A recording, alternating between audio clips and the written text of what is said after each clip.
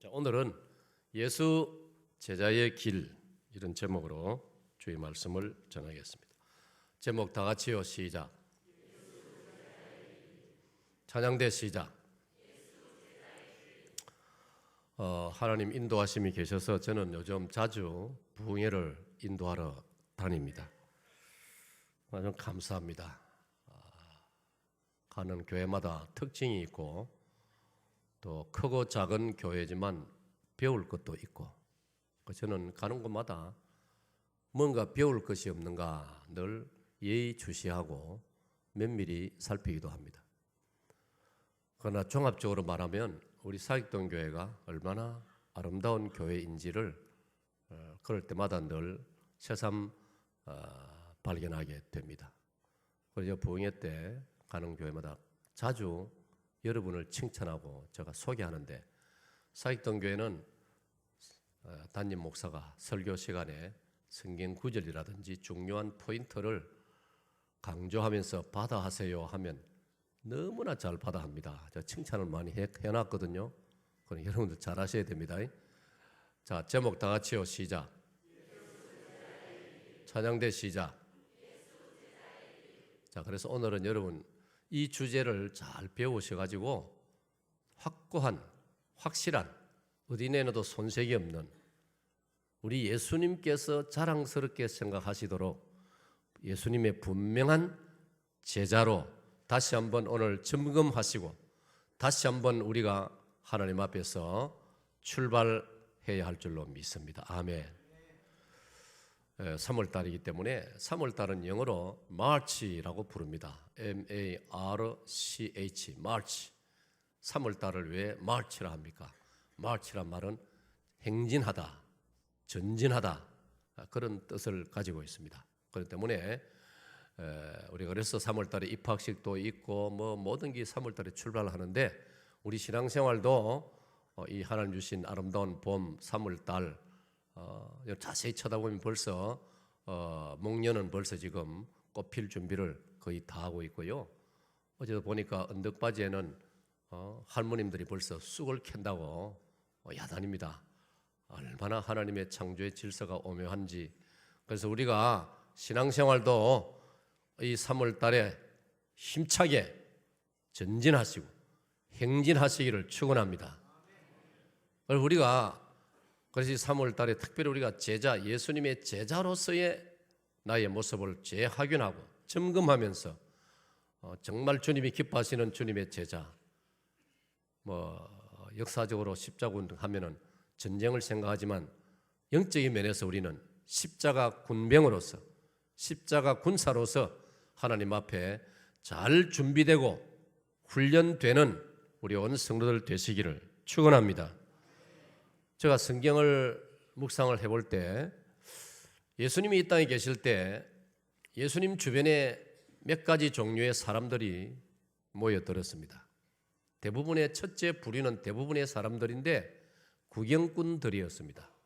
틀림없는 사실입니다. 예수님이 움직이시는 곳마다 구경꾼들이 인산인해를 이루었습니다. 여러분 2000년 전입니다. 2000년 전에 사람들이 그렇게 할 일이 많지 않았습니다. 지금이야 얼마나 관심 둘 만한 일거리들이 얼마나 많습니까? 개인 하루 종일 혼자서라도 지낼 수 있을 정도로 오늘날은 아주 복잡하고 다양한 시대입니다. 컴퓨터 하나 가지고 전화기 하나 가지고 혼자서 얼마든지 하루를 지낼 수 있는 시대입니다. 그런데 2000년 전에는 그런 마땅한 무슨 관심을 두거나 쏘일 할 거리가 없었습니다. 그러니까 예수님이 나타나셔가지고 기적을 베푸시고 이적을 행하시고 병든 자들이 예수님에게 오면 다 고침을 받고, 나 환자가 천형이라고 일컬어지던 하늘이 내린 병이기 때문에 사람의 힘으로는 절대로 고칠 수 없다고 일컬어졌던 나병까지도 예수님이 깨끗하게 어린아이 살같이 깨끗하게 만들어주시고, 못 보는 사람이 보게 되고 못 듣는 사람들이 듣게 되고, 심지어 죽어서 나흘이나 되어서 썩은 냄새가 나는 베다니 마을의 나사로 같은 사람은 죽은 지 4일 만에 다시 예수님의 은혜로, 예수님의 말씀으로, 능력으로 부활하는 역사를 일으키시니, 예수님 가시는 곳마다, 예수님이 움직이시는 곳마다 사람들이 인산인해를 이루는 것은 너무나 마땅한 일, 당연한 일이었습니다. 그런데 그 많은 사람들의 대부분이 구경꾼들이었습니다. 구경하러 너무 신기했어, 재미있어가지고 모여들었습니다. 처럼 예수님 주변에 구경꾼들이 많이 있었습니다. 또 한 부류는 어떤 사람들이냐, 예수님 따라다니면 뭔가 좀 얻을 것이 있지 않느냐, 덕볼 것이 있지 않느냐. 예를 들면 베스다 들판에서 예수님 따라갔더니 와, 예수님 능력으로 먹을 것이 생겨가지고 수천 명이 각기 다 배불리 먹었더라. 성경에 그렇게 기록하고 있으니, 야, 예수님 따라다니면 덕 볼 수 있겠구나, 엄수가 있겠구나. 그래서 그런 이익을 따라서, 이득을 따라서 예수님 주변에 몰려드는 먹이꾼, 횡재를 하겠구나 기대하는 횡재꾼들이 들어 있었습니다. 세 번째 부류는 어떤 사람들이냐, 예수님 하는 일을 못마땅하게 생각하고, 여러분 생각해 보세요. 참 이상하지 않습니까? 아니, 예수님이 나타나셔가지고 예수님이 역사의 무대에 등장하셔가지고 나쁜 일을 한 게 뭐가 있습니까? 가난한 사람 격려해 주시고, 병든 사람 고쳐주시고, 죽은 사람 살려주시고, 광야에서 배고픈 군중을 먹이도 주시고, 그런데도 불구하고 한사코 예수님을 방해하고 회방하고 예수님을 말할 수 없이 괴롭히는 자들도 있었습니다. 그들을 가리켜 방해꾼 또는 회방꾼이라고 말할 수 있습니다. 오늘 사랑하는 여러분, 지금 2000년이 지났지만 지금도 하나님의 나라를 향하여, 하나님의 복음을 향하여, 우리 기독교를 향하여 이런 다양한 부류의 사람들이 우리 주변을 어슬렁거리고 있습니다. 마지막 네 번째 예수님 주변에 부류는 어떤 사람들이 있느냐, 말 그대로 제자가 있었습니다. 예수님을 통해서 배우고 예수님의 삶을 따라가려는, 그리고 예수님이 하시는 일을 이어받아서 하고 싶어하는, 하나님께서도 명하시기도 하고, 그들을 가리켜 예수 그리스도의 제자라고 불리워지는 것입니다. 오늘 여러분은 이 네 부류 중에 어디에 속합니까? 오늘 예배드리고 있는 우리 온 성도들 여러분께서는 모두 크고 작은 우리 주 예수 그리스도의 제자들이 되시기를 축원합니다. 오늘 말씀의 핵심이 바로 이겁니다. 예수 그리스도의 제자가 되어야 되고, 예수 제자는 어떤 길을 걸어가는 사람이냐, 한마디로 예수 제자는 어떻게 살아가는 사람이냐, 어떻게 살아야 하는가, 그걸 본문에서 말해주고 있습니다. 사랑하는 여러분, 오늘 세례를 받았어, 또 이제 학습을 받아서 세례받을 준비를 하고, 오늘 대부분 또 여기 계시는 예배드린 여러분들은, 저와 여러분은 이미 세례를 다 받았습니다. 우리 다 이제 이미 세례를 다 받았습니다. 그러면 중요한 것은 우리가 자기에게 질문을 하고 자기 점검을 해야 됩니다. 진단을 해야 됩니다. 나는 과연 예수님의 제자인가? 나는 예수님의 제자라 할 수 있는가? 아니, 사람들이 나를 보고 저 사람은 예수님의 제자다, 그렇게 나를 보고 말해줄 수 있는가? 아니, 더 나아가서 하나님께서, 주님께서 나를 보시고 그래, 너는 나의 제자다, 너 그만하면은 나의 제자다, 예수님이 그렇게 말씀해 주실까? 이렇게 한번 자신에게 물어보고 진단을 해보자는 것입니다. 사랑하는 여러분, 신앙생활을 가만히 들여다보면요, 또 우리가 살아온 신앙생활의 이 여정, 걸음을, 어떤 사람은 모태신자로, 어떤 사람은 주일학생 때부터, 어떤 사람은 청년 시절에, 어떤 사람은 좀 너무 늦게 복음을 접하고 기독교 신자가 되었습니다. 오늘 세례받은 우리 우기 형제, 우기 형제 한번 일어서 보세요. 우기 형제는 어디 사람이시라고? 중국 사람. 예, 우기 형제는 조선족 아니죠? 한족이죠? 예, 우기 형제는 중국 사람입니다. 우리 박수 한번 더 보냅시다. 할렐루야. 우리 형제는 앉으세요. 우리 형제는 한국에 유학 와서 보험을 받아가지고 우리 조반 전도사를 통해 전도를 받아가지고 우리 사회통의 신앙생활을 잘하고 이번에 세례까지 받게 되었습니다. 할렐루야. 한 영혼이 천하보다 귀하다 했는데 얼마나 좋습니까? 이제는 우리가 이제 이 긴 이제 신앙생활 여정을 살아오면서 이제는 우리가 물어야 될 게 있습니다. 여러분, 원래는 2016년 짝수 연도입니다.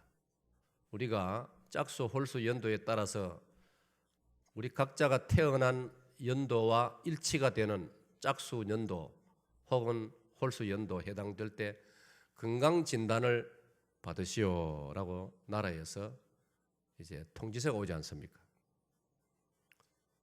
대부분의 분들이 어떤 분들은 미루다가 12월 마지막 막바지 가서 훈련을 검사를 받음으로 그때 되면 막 복잡해가지고 그러는데 말 나온 김에 미리 받으세요. 그게 훨씬 수월하고 지혜롭습니다. 저도 미리 한번 확실히 받으려고 준비를 하고 있는데, 그런데 중요한 것은요, 우리가 우리 자신을 신앙적으로 영적으로도 진단을 해야 된다 이 말이에요. 오늘의 이 요한복음 13장의 주님의 말씀이 바로 그 점을 말해주고 있는 겁니다. 우리가 주님의 과연 제자이냐? 35절 말씀을 보겠습니다. 35절, 너희가 서로 사랑하면 이로써 모든 사람이 너희가 내 제자인 줄 알리라. 자, 35절 이로써 두 번째 줄부터 시작. 이로써 모든 사람이 너희가 내 제자인 줄 알리라. 여러분이 요한 13장 35절을 잘 한번 쳐다보세요. 잘 한번 바라보세요. 내가 예수 그리스도의 제자라는 사실을 먼저 나 자신도 알아야 되고, 내가 이제 예수 제자가 됐구나. 그 다음에 남들이 안다는 겁니다. 정말 예수님 제자 된 사람은 남들이 보고 안다는 겁니다. 그리고 이게 얼마나 중요한 문제입니다. 의사가 우리를 체크할 때, 의사가 우리를 진단할 때, 진찰할 때 진찰을 해보고 말하지 않습니까? 뭐가 좀 안 좋습니다. 뭐가 좀 안 좋습니다. 혈압을 좀 낮춰야 되겠습니다. 의사 진단 딱 해준다 이 말이에요. 그럼 거기에 따라서 우리가 반응을 합니다. 대책을 세우고 준비를 합니다. 그에 못지않게 사람이 떡으로만 살 것이 아니라 하나님 입으로 나오는 모든 말씀으로 살 것이라는 신명기 8장 3절의 말씀을 여러분이 믿는다면, 떡으로만 살 것이 아니요 하나님 말씀으로 산다라고 했다면 떡도 먹어야 되지만 하나님 말씀 어떤 면에서 더 소중하다, 그런 맥락의 말씀이단 말이에요. 그렇다면 저것도 마찬가지입니다. 내가 정말 주님의 제자인가? 자기를 살펴야 되는 거예요. 내가 주님의 제자라고 말하기에는 미흡함이 많다. 뭔가 좀 아직 부족함이 많다. 내가 좀 자신 있게 좀 말하기가 그렇다고 판단되면 보완을 해야죠. 보강을 해야죠. 예수님 제자다우기 위해서 노력해야지요. 건강이 부족하면 노력해야 안 됩니까? 열심히 걷기를 열심히 한다든지, 조깅을 한다든지, 산에 올라간다든지, 헬스에 등록을 해가지고 피트니스 센터에 들어가가지고 한다든지, 너무나 당연한 것처럼. 그래서 오늘 저와 여러분은 내가 예수님 말씀한 대로 세상 사람들이 나를 쳐다볼 때도 당신은 예수 제자이군요.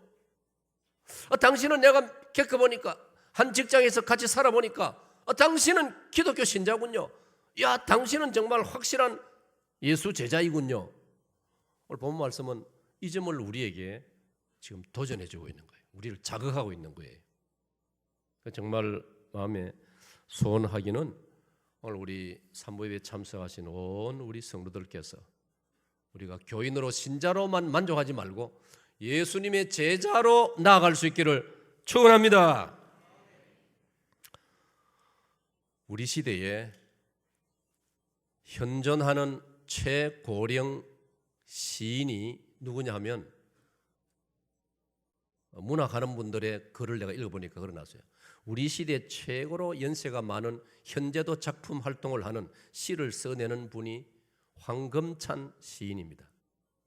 이분이 나의 예수라는 제목의 시를 썼는데 아주 대작입니다. 긴 글인데 연작 시를 썼어요. 그 시는 자기의 신앙 간증이라고 제가 볼 때는 그런 흐름이었어요.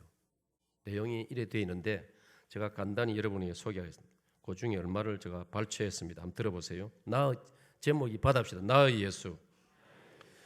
내가 예수의 사랑을 처음 안 것은 안델센의 동화책에서였다. 나는 거기서 예수님이 사랑의 친구임을 느꼈다. 예수님의 사랑을 그 책에서 느꼈다.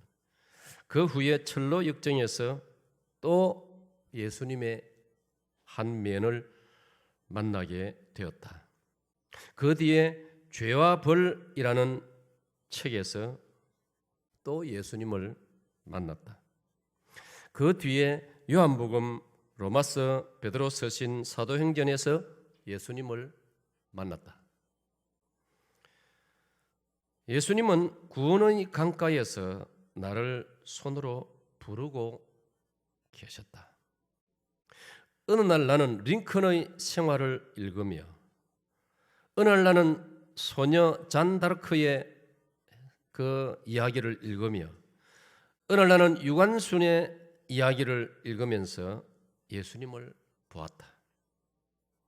나는 또한 흑인 노예들의 슬픈 노래를 통하여 울고 있는 예수님을 만났다. 나는 바닷가에서 산 위에서 그리고 깊은 산 계곡의 나무 밑에서 그분의 발자국을 보고 예수님의 음성을 듣기도 하였다. 아주 깊은 통찰력이지요.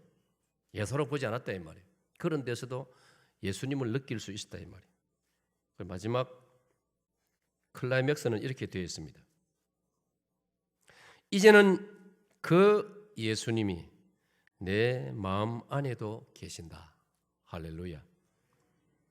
거칠은 내 마음 들판에 서 계시는 나의 예수님을 보고 있다.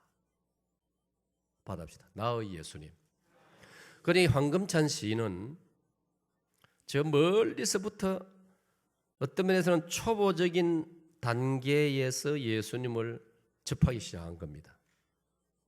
읽기 쉬운 안데르센의 동화책을 읽으면서 예수님이 사랑의 예수님이라는 것, 철로역정을 읽으면서 죄와 벌이라는 그 무거운 책을 읽으면서 예수님을 느끼기 시작했는데 세월이 흐르면서 자연 만물을 접하면서도 거기서도 주님을 느낄 수 있었고 주님의 음성을 내면적으로 들을 수 있다는 겁니다. 그리고 자기보다 먼저 그 예수님을 모시고 살아갔던 사람들의 삶을 읽으면서 예수님을 또 만났다는 겁니다. 그리고 세월이 지나면서 마침내 그 예수님은 유관순의 예수님만이 아니고 철로 역정 속의 예수님만 아니고 황금찬 시인은 나의 예수님으로 받아들여졌다는 겁니다. 할렐루야. 받아입니다. 나의 예수님. 오늘 저와 여러분도 누구의 예수님이 아니고 나의 예수님이 되어지기를 축원합니다. 예수님은 나의 주님이라고 고백할 수 있기를 축원합니다. 요한복음 20장 28절에 의심 많았던 도마가 고백한 것처럼 예수님을 부활하신 예수님을 직접 보고서야 나의 주시오 나의 하나님이시니다 라고 고백했던 것처럼 나의 주님, 여러분의 주님으로 고백되는 복을 누리시기를 축원합니다. 자, 그러면 제가 오늘 여러분에게 이렇게 예수님을 영접한 사람은 이제 예수 제자의 길을 걸어가야 되는데, 즉 예수님의 제자가 되어야 되는데, 예수 제자가 걸어가야 할 길 본문 안에서 제가 두 가지만 말씀드리겠습니다. 성경 전체를 보면 예수 제자에게 주어진 길이 많아요. 가야 할 길이 많아요. 그러나 여기 본문에서는 두 가지만 제가 여러분 소개해드리겠습니다. 첫째로 34절을 보겠습니다. 자, 34절 다 같이 읽습니다. 저희 화면에 시작. 새 계명을 너희에게 주노니 서로 사랑하라. 내가 너희를 사랑한 것 같이 너희도 서로 사랑하라. 아멘. 자, 34절을 가만히 보시면 같은 말이 두 번 반복됩니다. 서로 사랑하라. 다 같이요. 서로 사랑하라. 사랑하는 여러분, 예수님의 제자는 예수님으로부터 새로운 계명이 주어졌습니다. 받습니다. 새로운 계명. 새로운 계명이란 말은 옛 계명이 있었다는 뜻입니다. 옛 계명은 모세 오경이요, 좁혀서 말하면 십계명입니다. 여러분, 십계명을 받는 장면은 출애굽기 19장 20장에 나옵니다. 출애굽기 19장 20장에 모세와 이스라엘 백성들이 첫 계명을 받을 때의 그 분위기가, 상황이 어떠했느냐 하면 대단히 엄숙했습니다. 백성들은 아주 신비로운 마음으로, 그러면서도 거룩한 두려움이 있었습니다. 그 첫 계명을 받을 때. 나중에 읽어나 그 본문을 다 자세히 공부해 보면요, 백성들이 부들부들 뜹니다. 왜? 하나님께서 권능과 장엄한 그런 가운데서 임재하시기 때문에 이스라엘 백성들이 두려워 뜹니다.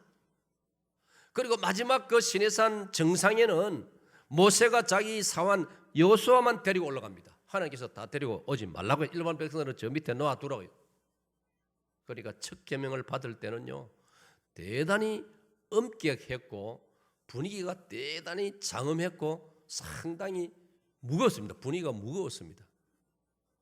그렇다면 여러분, 오늘 저와 여러분이 주님으로부터 새 계명을 지금 요한복음을 통해서 우리가 받고 있는데, 우리들도 구약시대 그 이스라엘 백성들의 감정만큼은 그럴 필요는 없어도 우리도 그 대신에 신비로움을 느끼면서 신기한 마음을 가지고, 그리고 거룩한 어떤 흥분을 가지고 설레이는 마음으로 오늘 이 주님 말씀하신 새 계명을 배우시고 여러분 마음으로, 여러분의 삶으로 받아들이시기를 축원합니다.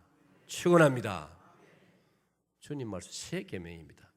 그리고 핵심은 서로 사랑하라는 것입니다.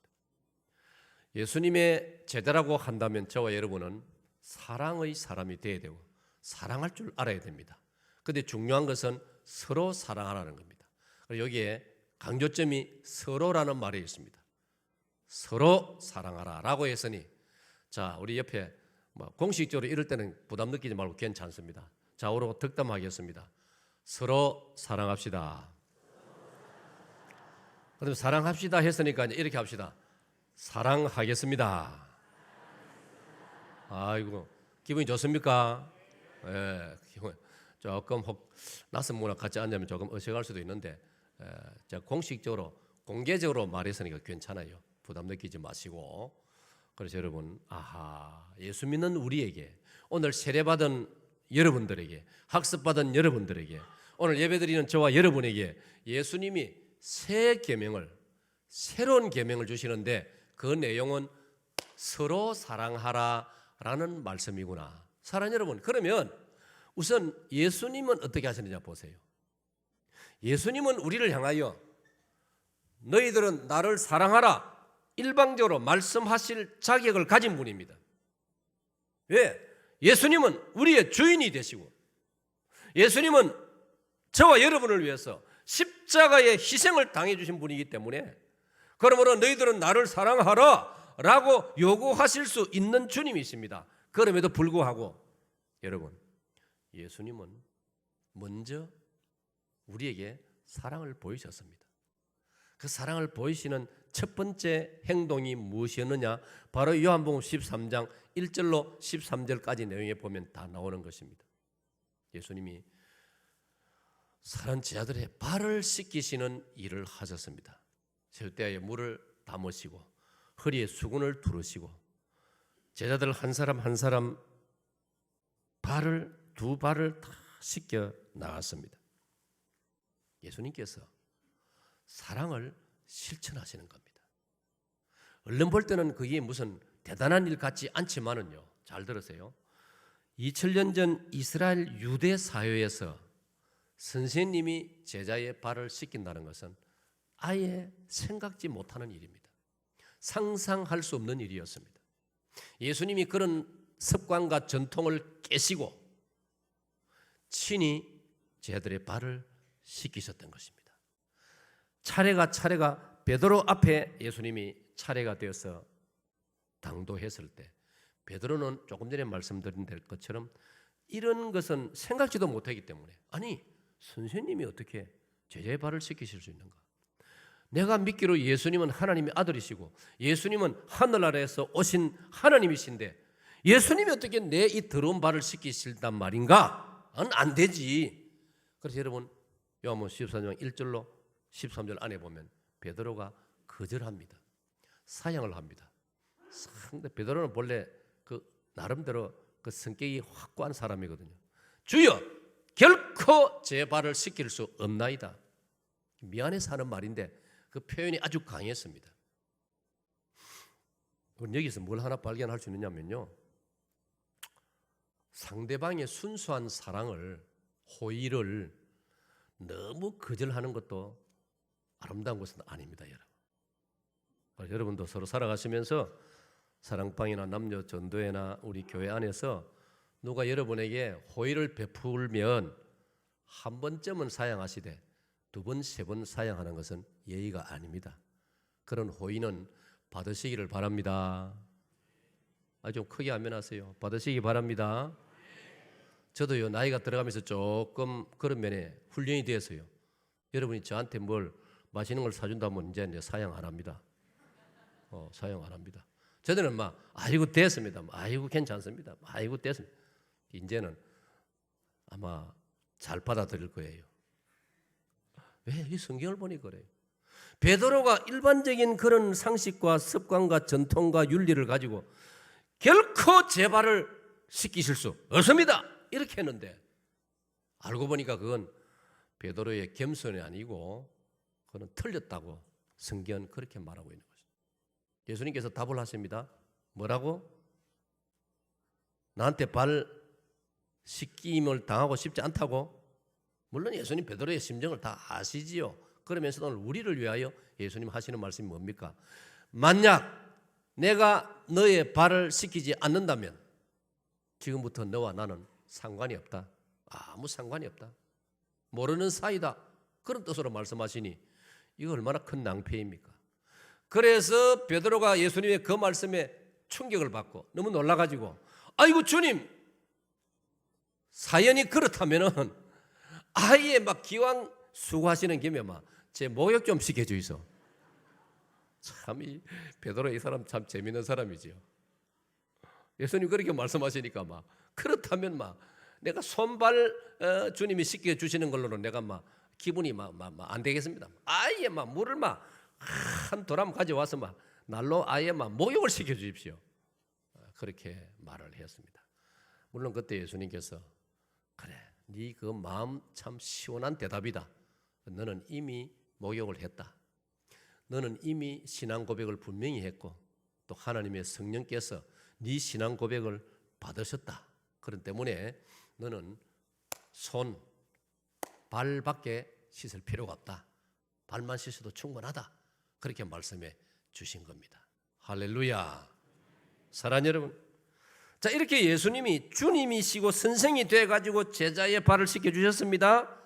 더 나가서 조금 있다가는 골고다 언덕에서 예수님 자신의 온 몸을 우리를 위하여 대속의 제물로 내어주셔가지고 살찌고 피 흘려주셨습니다. 몸에서 물과 피가 다 쏟아져 내렸다고 했습니다. 그리고 결국 예수님은 숨을 거두었습니다. 자신을 다 주신 것입니다. 받습니다. 예수님은 나를 위하여 자신을 다 주셨습니다. 여러분의 고백이 되기를 축원합니다. 그 예수님께서 때가 되니 이번에는 제자들에게 사랑을 요구하시는 겁니다. 그게 뭐냐? 요한복음 21장 15절입니다. 갈릴리 바닷가에 부활하신 예수님이 죄책감과 예수님 십자가 죽으실 때 도망갔기 때문에 죄책감을 느끼고, 우리 속담으로 말하면 벼룩도 낯짝이 있다는 말이 있는 것처럼 더 이상 우리가 예수님 제자라고 어디 가서 말할 자격이 없다. 그런 체면도 없다. 이제 우리는 그를 본래부터 그럴 만한 인간이 아니다. 그래서 그들은 고향으로 내려가서 옛날 하던 일을 다시 손을 잡았습니다. 옛날 하던 일로 돌아갔습니다. 그때 예수님이 오셔가지고 제 아들을 위하여 그날도 아침을 먼저 만들어 놓으시고 그들에게 아침을 먹이시고 그러고 난 다음 예수님이 베드로를 보고 이렇게 말씀하십니다. 요한의 아들 시몬아, 베드로의 본 이름이 히브리식 이름이 시몬입니다. 시몬아, 네가 나를 사랑하느냐? 네가 나를 사랑하느냐? 자, 보세요. 일방적으로 사랑을 부어주시던 예수님께서 이번에는 베드로를 향하여, 제자들을 향하여 너희들이 나를 사랑하느냐? 그 말은 나를 사랑하라 이 말이에요. 우리 예수님 어떻게 사랑합니까? 예수님 뭐가 부족합니까? 예수님 모자라는 거 아무것도 없습니다. 그런데 예수님 말씀해 주셨죠. 너희가 나를 사랑하라. 너희가 나를 사랑하는 방법은 내 어린 양을 먹이는 것이다. 그렇게 말씀해 주신 거예요. 자, 이로 보아서 사랑은, 예수님 주신 새 계명은 서로 사랑하라는 말씀이라는 것을 깨닫게 되어지는 겁니다. 오늘 사랑하는 여러분, 우리 서로 사랑해야 할 줄로 믿습니다. 이걸 적용하면 우리가 예를 들어서 적용의 가장 첫 번째는 가정입니다. 부부입니다. 부모, 자녀입니다. 그 다음에 우리 성도끼리입니다. 여러분, 부부간에 서로 사랑해야 됩니다. 과거에 우리 사회는 슬프게도 유교 문화고 유교 정신이었습니다. 유교에도 우리가 얼마든지 도입할 수 있고 활용할 수 있는 좋은 교훈도 많이 있습니다. 그러나 유교가 비성경적인 것도 분명히 많이 있습니다. 그래서 여러분 잘 들으세요. 우리가 기독교인이 되었으면서도 우리의 겉은 옷은 기독교인의 옷을 입었는데 우리 내면은 유교적인 게 그대로 남아있는 게 수두룩했습니다. 여러분, 수두룩했습니다.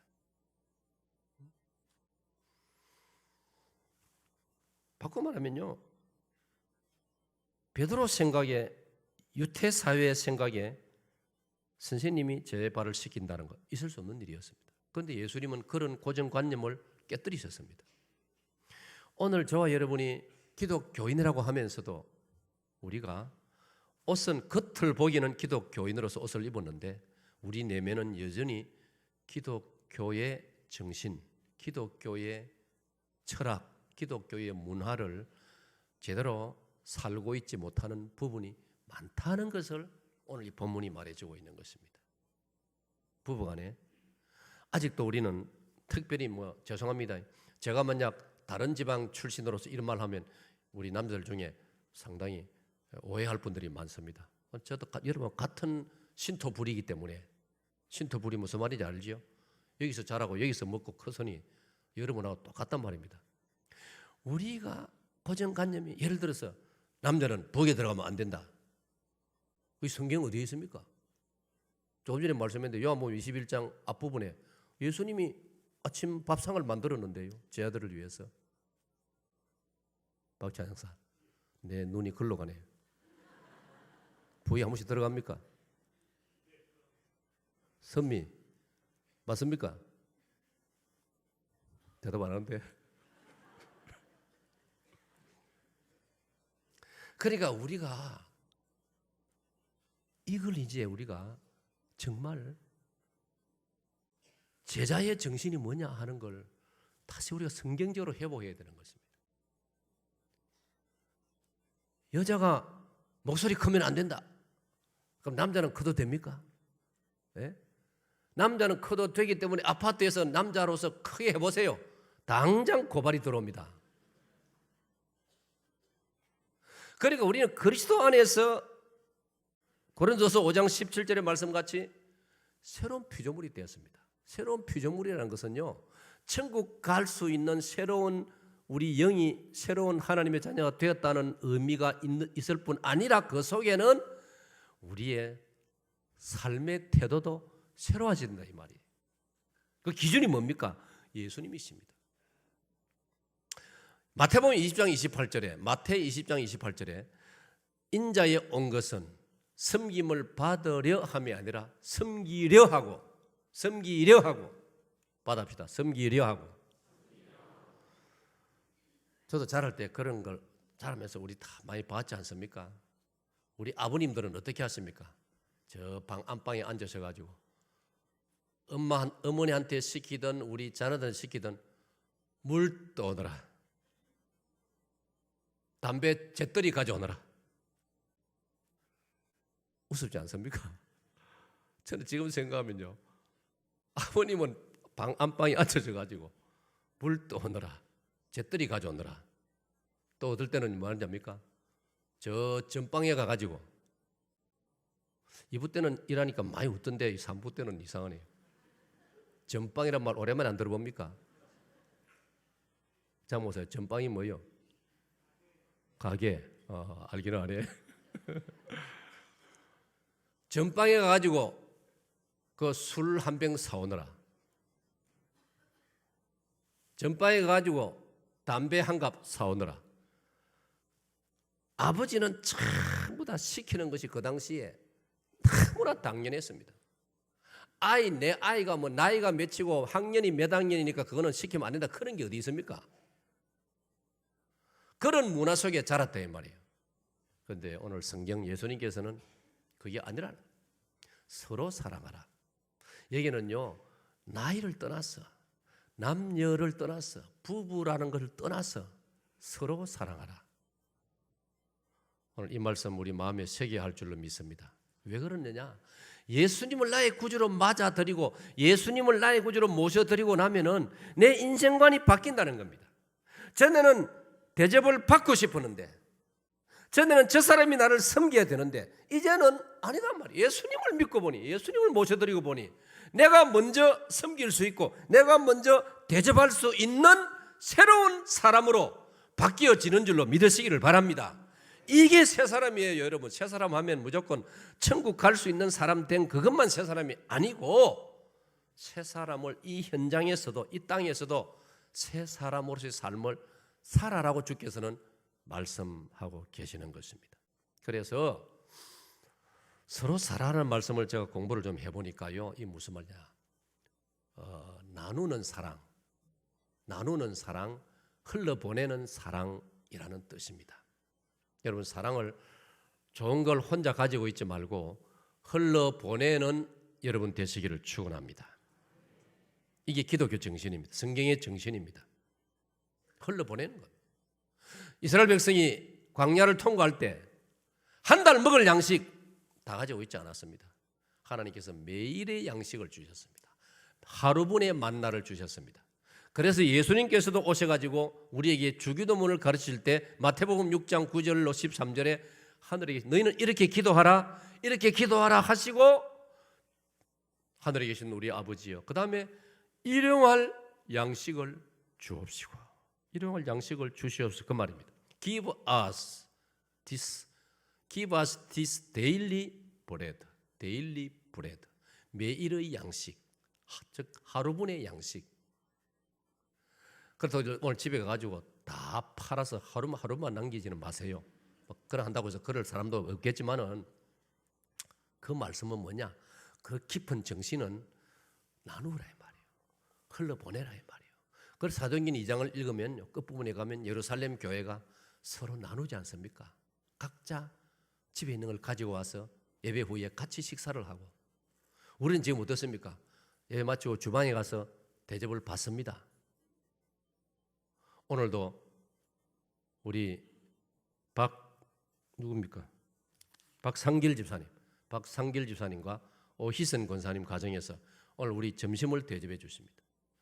박 집사님, 오 권사님은 이미 멀리 경기도 쪽으로 이사를 가서 거기서 살고 계시는데 왜 오늘 점심을 우리에게 대접하느냐? 오희선 권사님이 회갑 70순, 아이고 벌써 그렇습니까? 오 권사님이 보기는 나하고 비슷해 보이던데 7순이에요. 권사님 전화가 왔어요. 목사님, 제가 사익동교회에서 너무 은혜 받고 사익동교회에서 살고 사익동교회에서 우리 아이들 다 자라고 했는데 내가 이 7순이 되어서 내가 그걸 가만히 생각하다가 너무 고마운 사익동교회 성도들에게 점심을 대접하고 싶었습니다. 할렐루야. 오늘 여러분들 중에 아시는 우리 교회 출신 객지로 다른 데 가 있는 분들에게 전부 연락하세요.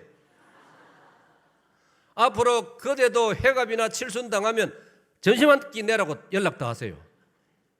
전장로님, 아시는 분 연락하시죠. 오희선 권사님을 예를 들면서 박상길 지사님 그분들 여기 계실 때도 참 신사고 양반이고 그렇지만은 역시 양반은 뭐가 달라요. 다르긴 달라요. 할렐루야. 받합시다. 사랑은 나누는 것입니다. 사랑은 나누는 것이요 흘러보내는 것입니다. 이걸 영어로 flowing, F-L-O-W-I-N-G, flowing, 흘러보내는 것이다. 여러분, 물이 살아있는 물, 깨끗한 물 되려면 어떻게 되는지 아시죠? 계속 흘러가야 됩니다. 우물에 있는 물은요, 안 퍼내고요, 한 보름만 그냥 놔두면 그 물 못 먹습니다. 계속 퍼내야 밑에서 새로운 물이 솟아납니다. 샘물이 왜 좋습니까? 샘이란 말은 영어로 스프링, 계속 솟아나기 때문에. 시냇물이 왜 좋습니까? 계속 흘러가기 때문에 뒤에서 새물이 온다 이 말이에요. 여러분 저 구보다리 가면 낙동강 물 우리가 볼 때는 가만히 있는 것 같지요? 여러분 가까이 가서 보면요, 계속 밑으로 다대포 쪽으로 흘러내려갑니다. 그래서 저 안동 북쪽에서 저쪽 경상북도에서 흘러내려온 물이 뒤에서 계속 새물이 내려오기 때문에 강물은 살아있는 것이고, 그리고 강물에는 에스겔 47장에 보면요, 강물에는 모든 오곡백과가 모든 고깃대들이 생명체들이 살아나는 것이에요. 할렐루야. 진정한 사랑이 있는 곳에 생명이 약동하고 생명이 살아나고 열매가 맺히는 줄로 믿으시기를 바랍니다. 새 계명은요, 남을 배려하는 겁니다. 사랑은 남을 배려하는 겁니다. 자, 오늘 이 용어 한마디 여러분 기억해 놓으세요. 받아봅시다. 사랑은 배려하는 것입니다. 사랑을 모를 때는 항상 내가 위주였습니다. 센트릭 미, 내가 중심이었습니다. 어린 아이들이 뭐든지 자기가 가지려고 하는 것, 어른이 되어서도 우리가 그럴 수 있어요. 내가 중심입니다. 그런데 우리가 진정으로 주님을 믿고 새 계명을 배우게 되고 사랑을 알게 되면 사랑은 배려하는 것입니다. 사랑은 옆에 있는 사람, 다른 사람, 저 사람을 내가 생각하는 겁니다. 저 사람을 잊지 않는 것입니다. 저 사람을 내가 관심을 두는 것입니다. 그래서 저 사람에게 뭔가 필요할 때, 저 사람이 저 사람이 아플 때, 저 사람 마음이 슬플 때, 저 사람이 뭔가 무너지려고 할 때 손을 잡아주고 옆에서 부축해주고 격려해주고 따뜻한 말 한마디 해주고 밥 한 그릇 같이 나누고, 그게 배려하는 것입니다. 여러분, 제가 이런 맥락으로 말씀을 준비하는데 이번 주일에 좋은 자료를 입수했습니다. 한국의 어떤 젊은 목사가 미국으로 유학을 갔습니다. 미국에 유학 가는 젊은 목사들이 다 가난합니다. 부잣집에 여유가 많은 집에 아이들이 신학교를 가는 경우는 거의 없습니다. 한두 사람 있겠죠. 대부분이 신학생들은 다 생활이 어렵습니다. 그런 상황에서 유학을 갔으니 큰 미국의 학비가 얼마나 비쌉니까? 그래서 아르바이트를 하면서, 저는 목사인데 아르바이트를 하면서, 그리고 교회 가서는 이 찬양대가 아니고 예배 전에 이 찬양 리더 우리처럼 그 아르바이트를 했어요. 한인교회에서. 그런데 등록금 낼 때가 됐는데 바쁜 중에 자기도 잊어버리는데 등록금 납부 기한이 지나가 버렸습니다. 어느 날 궁금해서 찾아갔습니다. 주변에 다른 동료들은, 클래스메이트들은 등록금을 다 완납했다고 하는데 자기는 까마득히 모르겠다. 그래 깜짝 놀라서 어드미니스트레이션, 행정실로 찾아가 보니까 행정실에서는 발급을 보냈다는 거예요. 서로 안 맞는 거예요. 자기가 분명히 나는 받지 않았다. 당신들 실수다. 자기들은 실수를 인정 안 하는 거예요. 그러면 새로 지금이라도 발급을 해드리겠습니다. 발급을 받았는데 그 직원이 우리 미국에서 태어나고 자란 교포 여성이었다고 합니다. 아주 분위기가 아주 안 좋아졌어요. 그런데 청구서를 받고 보니 등록금에다가 뭐가 또 추가로 붙었느냐? 연체료가 붙어요. 연체료. 늦었다고. 그 벌금으로 돈까지 또 붙은 거라. 여러분 같으면 그럴 때 반응이 어떻겠습니까? 배자노님은 그럴 때 어떻겠습니까? 기분이 안 좋았겠다. 이 젊은 목사는 젊은 기분에 완전히 막 열이 올라 버렸어요. 아이들 말로 막 뚜껑이 열려 버렸어요. 그래가지고 당신이 말이야 행정직원으로서 제대로 안 해가지고 내가 청구서를 못 받았는데 등록금을 내는 거야. 직원들은 내야지. 그런데 내가 말이 왜 연체료를 내야 되느냐? 연체료 때문에 시비가 붙은 거예요. 그래가지고 막 하는데 그걸 이제 종합대학교 안에 신학부이기 때문에 이 행정실 직원은 이 사람이 목사인지 아닌지 모른단 말이에요. 그럼 이제 이 젊은 목사도 자기가 목사인 줄 모를 거라 생각하고 막 있는 대로만 봐. 연체료 값 비슷할 정도로 막 복수를 퍼붓는 거라 막. 다시는 안 볼 걸로 생각하고 막. 이 사람 내가 다시 볼 일이 뭐가 있겠나 싶어가지고 사람이 열을 뭐 그런 상황 되면 비슷하지 않습니까? 흔히 우리말로 본전이 다 나오지 않습니까? 그래가 이제 막 씩씩거리면서 막 참 안 내도 될 연체료까지 해가지고 막 그래 납부를 하고 돌아왔습니다. 주일날 예배를 인도하는데 찬양대를 인도하는데 여기 앞에 예배 전 찬양을 인도하는데 저 교인들이 들어오는데 웬 여자가 이상하다 보니까 그 여자입니다. 와, 이 젊은 목사가 등에서 땀이 흐르는데 저 사람을 내가 어떻게 만나야 될까를 생각하니 그래서 그 짧은 시간에도 그래도 목사님 고자겠습니까? 내가 마치고 나면 내가 저분만 사과를 해야 되겠다. 그래 이제 끝나고 나서 찾아가서 사과를 했습니다. 한국 사람 같으면 어떻게 반응이 나올까요? 대체적으로 아이고 목사님이시네요. 내가 쳐서 이해 안 옵니까? 미국 문화는 또 안 그렇거든요. 그럴 때 미국 문화는 또 목사라고 봐주지도 않습니다. 그래요? 알았어요. 그 정도로 끝나거든요.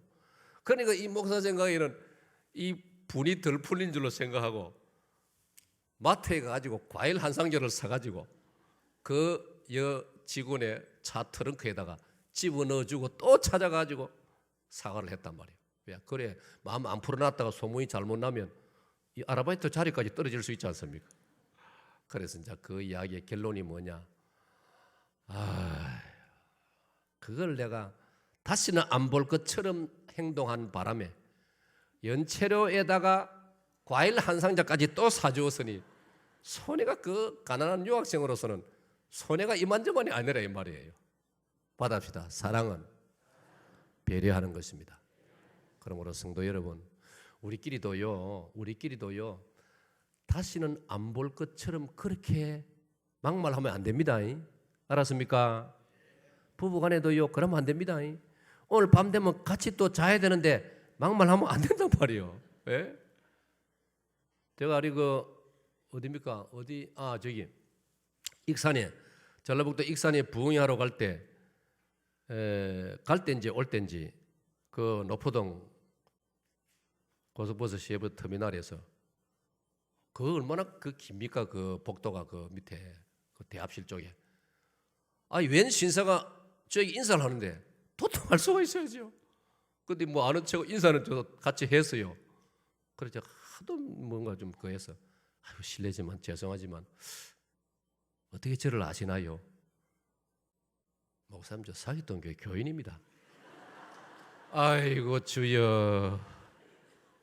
그때 부목사 누가 나를 마중 나왔는데 내가 둘이 걸어가면서 그랬어요. 아이고 세상에 주께서는 말씀하시기를 목자는 양을 알고라고 했는데 이래가 되겠나? 그런 말을 했습니다. 사랑하는 여러분, 그러므로 막말하면 안 되는 거예요. 언제라도 만날 수 있는 거예요. 다시 볼 수 있는 거예요. 아멘. 받합시다. 사랑은 배려하는 것입니다. 그리고 사랑은 배려는 뭡니까? 내게 있는 걸 주는 것입니다. 나누어 주는 것이고 그 사람을 이해하는 것이고 그 사람의 입장이 되어주는 것이고 그 사람의 손을 만져주는 그 사람의 마음을 만져주시는 그 사람과 함께 슬퍼한 사람은 같이 슬퍼해줘. 아파한 사람 같이 아파해줘.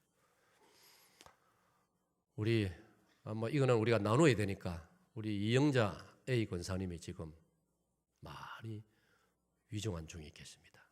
세계로 병원에 계십니다. 아들은 엄준섭 미국 해군 군목입니다. 엄준섭 목사. 오늘 우리 2부 예배 드리고 다시 어머니한테로 갔는데 그동안 한 달여 어머니를 간호를 했는데 군인이니까 내일 싱가포르에서 자기 해군 배를 타야 됩니다. 그래서 아들이 너무 마음이 안타깝고 답답해서 저에게 상의를 하고 그랬습니다. 내가 당신은 나라에 부름받은 몸이니 가거라. 당신이 미국 해군 군목으로서 일 열심히 맡은 일 잘하는 게 그 어머님한테 효도하는 것이다. 여기는 간병인이 있고 또 우리 교구 목사와 교구 담당 권사님들 계속 시간 거의 빠뜨림 없이 권사님 돌보도록 이렇게 조처할 테니까 마음 너무 부담 갖지 말고 가거라고 그렇게 했습니다. 그래서 우리 이영자 권사님 또래 전도회라든지 또 친구들 이래저래 되시는 분들 의논하셔가지고 권사님 남은 날이 별로 길지 않은 걸로 제가 알고 있습니다. 주 안에서 잘 돌보시기를 바랍니다. 그러면서 엄준선 목사에게 너무 부담 없이 가면 안 되니까 내가 뒤에다 대고 한마디 했습니다. 우리나라에 만약 어려운 일이 생기면 사령관한테 말해가지고 미국 해군 그 군함을 부산으로 다시 돌려라고 그래 하겠다 하고 갔습니다. 할렐루야.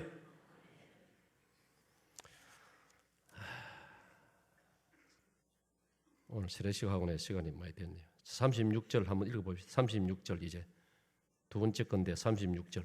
자, 나왔습니다. 시작. 시몬 베드로가 이르되 주여 어디로 가시나이까 되었습니다. 주여 어디로 가시나이까. 사랑하는 여러분, 예수님의 제자인 베드로는 질문을 저렇게 했습니다. 주여 어디로 가시나이까. 주님을 걱정했습니다. 잘 들으세요. 자, 이렇게 간단히 설명하고 마치겠습니다. 베드로는 주님을 걱정했습니다. 주여 어디로 가시나이까. 그런데 여러분, 우리 예수님은 우리가 걱정 안 해도 됩니다. 아멘. 예수님은 전지전능하시니까 우리가 걱정 안 해도 됩니다. 우리는 주님에게 나를 걱정해야 됩니다. 그래서 큰 두 번째 주제는 제가 이렇게 만들었습니다. 자, 2번 방송 시작. 예수 제자는 주여 어디로 가시나이까 라고 묻지 말고 주여 나는 어디로 가야 합니까? 라고 물어야 한다. 사랑하는 여러분, 자, 예수 제자로서의 길 두 번째 요거 마음에 새겨 놓으세요. 자, 두 번째 줄 주여부터 시작. 주여 나는 어디로 가야 합니까? 주여 나는 어디로 가야 합니까? 예수 제자는, 예수님의 제자는 항상 이 질문을 해야 됩니다. 주여 나는 어디로 가야 됩니까? 주여 나는 오늘 어디로 가게 돼 있는데 거기 가도 괜찮겠습니까? 이런 걸 물어야 됩니다. 오늘 고등학교 동창생들하고 오늘 오후 3시에 그 서면에 무슨 호프집에서 만나기로 되어 있는데 주여 가도 되겠습니까? 아이 옛날 친구를 만나는데 오늘 한잔하자 해서 술집에서 만나기로 약속되어 있는데 주여 가도 되겠습니까? 꼭 물어보고 가시기를 바랍니다. 그 주님께서 오냐마 한번 가봐라. 주님이 그래 말씀하시면 가세요. 근데 주님이 그렇게 말씀하실 리가 없는데 조금 궁금하면 그때는 저한테 전화를 하세요. 제가 또 설명을 해드릴 테니까. 사랑하는 여러분, 중요한 이야기입니다. 예수 제자는요, 날마다 주님에게 물어야 됩니다. 주여, 내가 어디로 가야 합니까?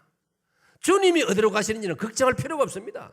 주님은 갈 곳이 있으시고 주님은 하늘나라에 계시고 주님은 잘 알아서 가십니다. 그러니 걱정하지 말고 내가 가야 할 길, 내가 해야 할 일, 내가 만나야 할 사람이 누군지, 주여 오늘 아무개가 날 만나자 하는데 내가 만나도 되겠습니까? 물어보세요. 물어보고 그래 만나도 괜찮다, 까딱없다, 괜찮다, 그럼 만나세요. 근데 아닌데 그 안 만나면 좋겠는데, 안 만나는 게 좋을 건데 그럼 만나지 마세요. 그게 안 가는 게 좋겠는데 그런 감동이 오면 가지 마세요. 거기는 가봐.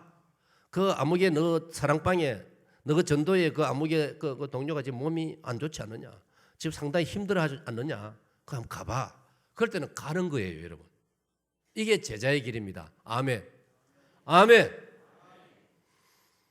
말씀을 맺습니다. 오늘 저는 이 봄을 맞으면서 예수 제자의 길이라는 제목으로 말씀을 드렸습니다.